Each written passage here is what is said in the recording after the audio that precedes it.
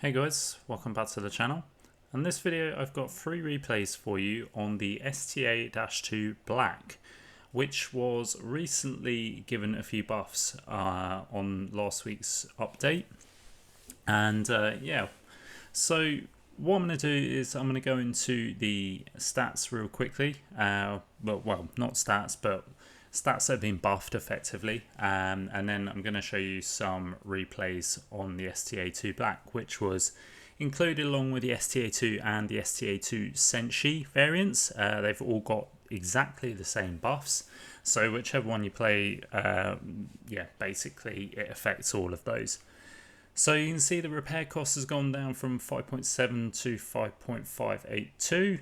Don't ask me what the hell that means, apart from reduced repair costs, but you know, I couldn't tell you what exactly has been affected on that. But anyway, on the chassis you can see a shot dispersion penalty during movement rotation has decreased from 0.16 to 0.12. The turret has been affected, so your maximum health increase from 1420 to 1450, which is nice. View range has been increased from 380 to 400, which is a good improvement. And the 90mm rifle gun, you've got accuracy improvement from 0.35 to 0.32. And the aim time has been reduced from 2 seconds to 1.8, and reload time from 7.1 seconds to 6.8. And your shot dispersion penalty during rotation goes from 0.1 to 0.06.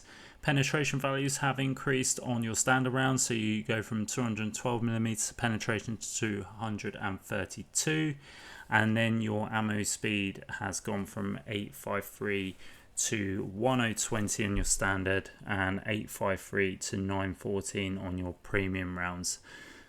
So yeah, they're the buffs that have come in. So quite a few buffs actually for the STA-2.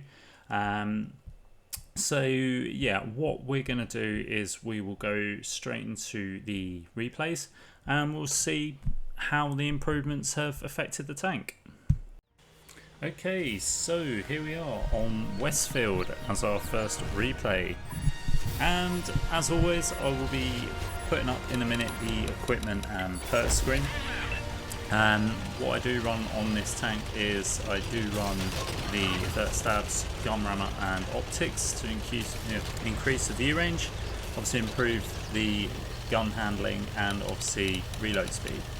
Perk wise, I've gone for a bit more of a camo setup on this crew. To be fair, it's one I pulled out of another tank, but we got Born Leader, rapid reload, 6th sense, steady aim, camouflage expertise, situational awareness, muffled shot, and I think the last one was green fun. If I was going to fill that last slot up, I would probably put snapshot in there, just to obviously help the gun accuracy even further. You know, obviously these buffs that have come in, obviously mainly aimed at improving the gun handling. So again, you may not need it, but yeah, I've gone for more camo setup. Just it does help this tank, I've found. And I think it's boiled down to 320 meters concealment on this tank, if I remember rightly. Yeah, 325. So yeah, it's, you know, it helps in the long run. You know, so you can play a bit more stealthy if you want to, you know, if that's what your preferred setup.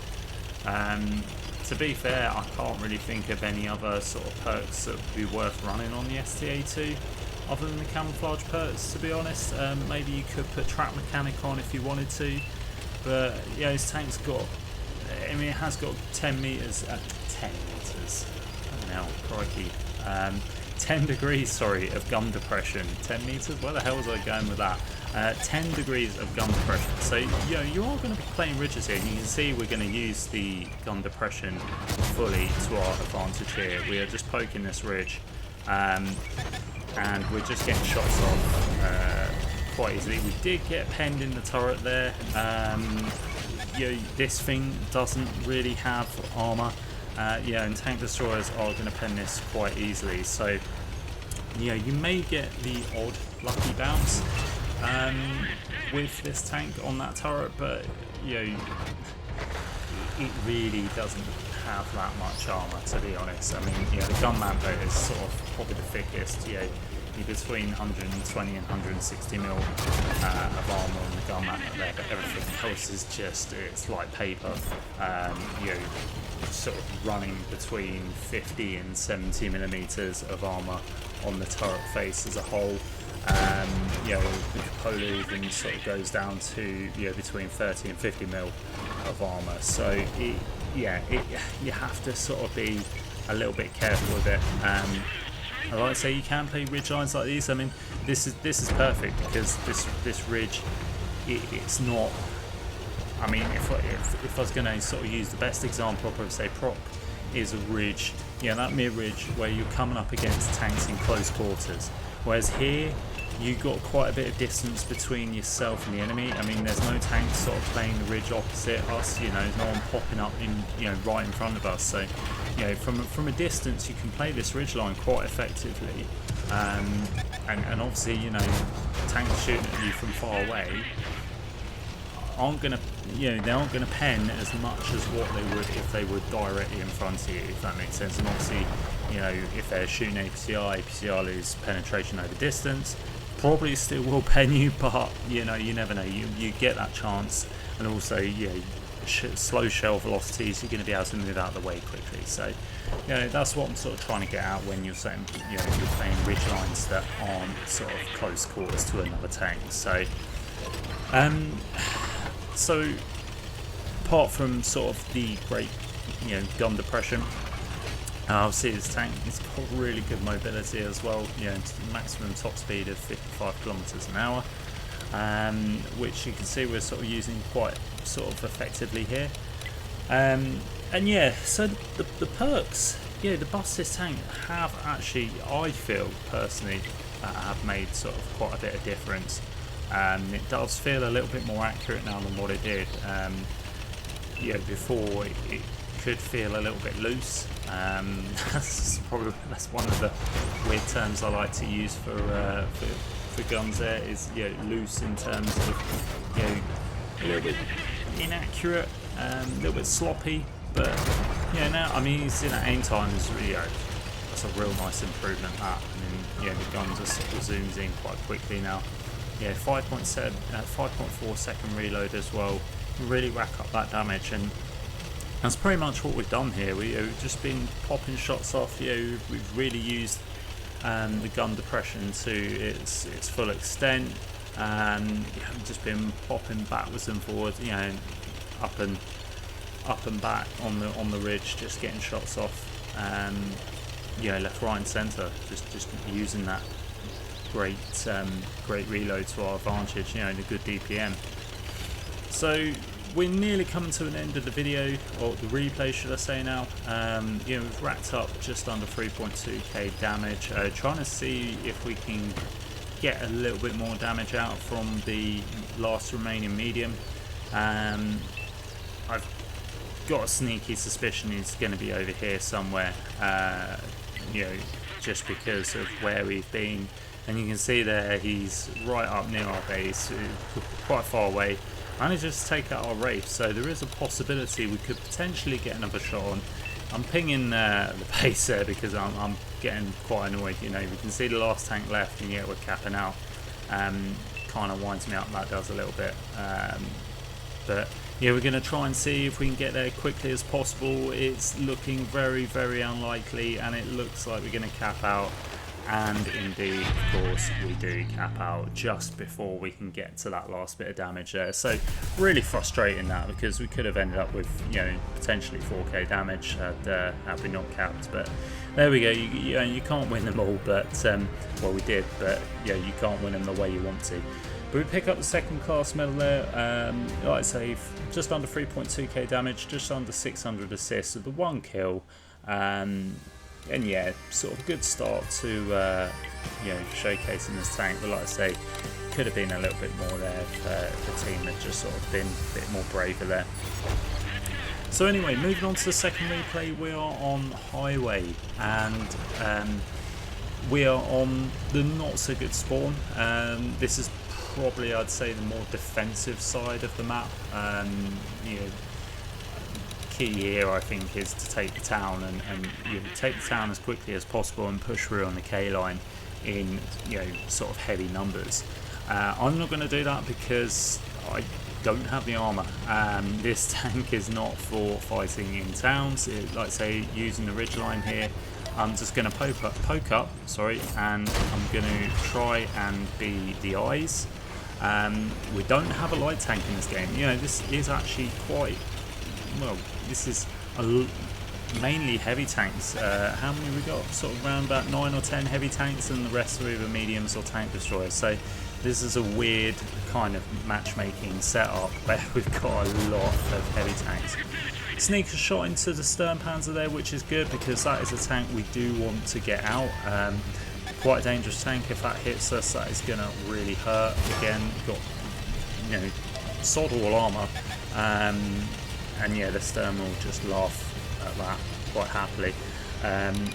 There is something in the city, or the town should I say, and I'm backing up because I've already taken a shot. We've got a lucky bounce on. One other thing to notice is, you know, your upper plate is quite angled, so you know, you may get some lucky bounces if people sort of strike that at an angle. You will bounce stuff. See the Mantis in the middle here. Now I am definitely not going to hesitate in trying to get rid of this guy because the Mantis is an absolute pig of a tank at tier 8. You know, that is basically the vision for the enemy team. So I'm sort of trying to get as many shots in as possible. Unfortunately, he's just gone out of cover there. However, our Brask is going in. It's quite good actually that they've got a Mantis and we've got a Brask. That's, you know, it's quite evenly matched in terms of you know, having eyes for your team. Obviously the Brask is a good spotter, or excellent spotter should I say, just like the Mantis. And the Mantis does get taken out, so that really does benefit us because that means we are not going to get lit up. Tried to sneak in a shot in the stern panzer there, I mean, it actually missed that. But we roughly know where it's going to sort of come out at, and there we go, we poke a shot in there.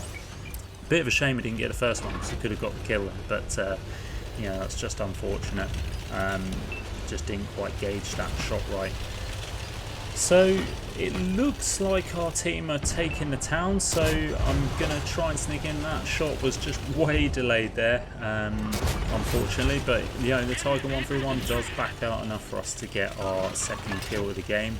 We're only up to 1500 damage here, and to be fair, I'm kind of thinking at this point we need to kind of close the distance. Hoping my team can storm the K line because I'm going to sort of come up into the middle of the map now. I'm heading for these houses just so I've got some cover because, you know, I don't want to sort of be sat out in the open if I, you know, in case I do get spotted, because anything that's sort of camping the back there is going to get easy shots on us.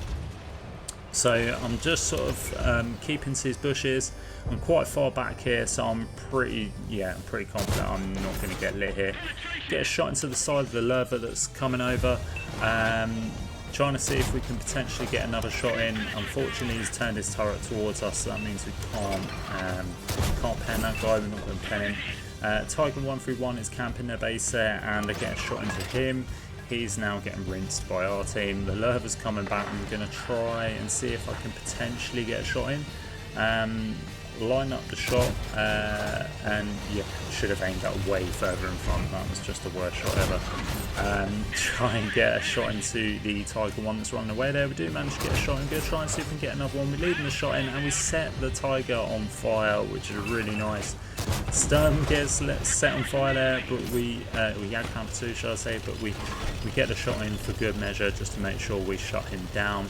9 times out of 10 when tank's on fire, it will always go out leaving the tank on like 20 hit points or whatever, so yeah, I wasn't going to run that risk, and I was just going to shoot him while he was there. Call it kill stealing, I call it taking the tank out again. Anyway, we are going to push forwards. We absolutely dominated this game, to be fair. You know, we've only lost one tank. There's absolutely no chance of us losing this game. I'm quite confident of that. But there's only 3 tanks left, and we're only in 2.3k damage, so I really want to squeeze as much damage out of this as possible. We've got all our hit points, so don't really have to worry about getting shot by this KV3, even though he is running the big gun, and it's hit quite hard, but I'm not fussed. At the end of the day, I've got the hit points to spare. Our medium tank is going in, and I'm hoping he's going to start taking the distraction, and he does. The KV3 points his tank away. We get a shot into the engine of the KV3, bringing us up to 2.8k damage. Now all that's left is this banana buster, and we're just weaving backwards and forwards, doing the old Jukaruni, so that we know that he's going to sort of bounce us or hit our tracks, which he does. And we get the finishing shot in there, picking up the kill and picking up the victory. So we get 4 kills there, 3.4k damage, and we pick up no assist, only 300. We do block 300, which was nice. And yeah, we just pick up the second class there. And yeah, again, another sort of quite nice, easy, straightforward game. Wasn't really too much to showcase there, apart from sort of the, again, the good reload, sort of rattling off the gun as and when we could. So on the third and final replay now, we are on Province, the new map Province. Now I'm not going to even attempt to go through how you should play this map, because I honestly just don't know how myself, to be fair. Played this map quite a few times this week, so obviously it's quite heavy in the map rotation, being a new, well, say new map.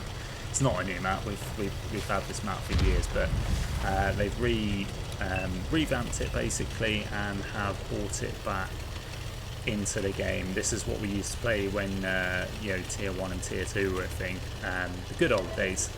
And yeah, so Province is back. If I'm honest, not really. The jury's out at the moment. I think just because I don't really know how to play it, I can't really give a good. I can't say if I like the map or not. I think it's a bit campy, if I'm being brutally honest. But to be fair, I think that's just how it's going to be for the moment, while people try and figure out where the strong points are, what works for their tanks, what works for general class of tank. The one thing I can advise is you don't go in the middle. Don't go in the middle at all. Even I think in a light tank or a fast medium, you are just going to get absolutely ripped if you go there. So general consensus is either camp on either side or make your way over, and that's exactly what I've done. I've made my way over because I don't want to camp. I want to get involved. I want to start, I want to put the damage in. I want to sort of be involved in the action. And that's exactly what I'm doing here. I didn't want it this much. I'm not going to lie. I don't really want to get absolutely shredded and YOLO by an M46 KR pattern. But that's what I've chosen, apparently. Yeah, and now I get YOLO'd again, and then I get blocked by my own teammates. So this is going really well. This is a great start. I'm sure maybe the KD85 here didn't mean to block my retreat, but it is what it is. So yeah, we've now got a T20 YOLOing around, which we've got to deal with. He puts a shot into us. We're on 5 hit points. Again, right at the start of the game, that really isn't handy, but we do manage to track this guy in place, and he gets shut down for it. So, do you know what? That's fine. You can leave me on 5 hit points. I'm still alive, so unlucky. So we pop back to where we originally were before we got YOLO by an M46 and a T20, and we're going to get shots into this STA-2 here. We're just going to play sort of how we would play. I know I'm sort of 5 hit points, but at this point I think I've just said, you know what, I don't care. If I die, I die, sort of thing. But yeah, we've done alright so far, because we've got 2 kills and we're up to 2.3k damage already and 1500 assists. Some of that through spotting and tracking. So we've actually had a good start to the game, albeit yes, we've lost our majority of our hit points and we're one shot to pretty much everything now. But it is what it is, and I've done what I could basically. So now I'm just gonna, you know what, just do what I can, and that's exactly what I'm doing. And I've popped up here and we've seen this KV-85, this poor KV-85 is stranded. Luckily he goes, he does go undetected, and he does manage to sort of get out in time before I can sort of pop my third shot in. But we did get 2 shots into him. Now we can see his T25 here. And yeah, I've got 1 shot in. Can I get the kill shot? I do get the kill shot, picking up my 3rd kill of the game. Now this enemy Pantera pokes out and decides he's going to clip out my friendly guy. So yeah, I'm going to get some shots into him. He then ducks down.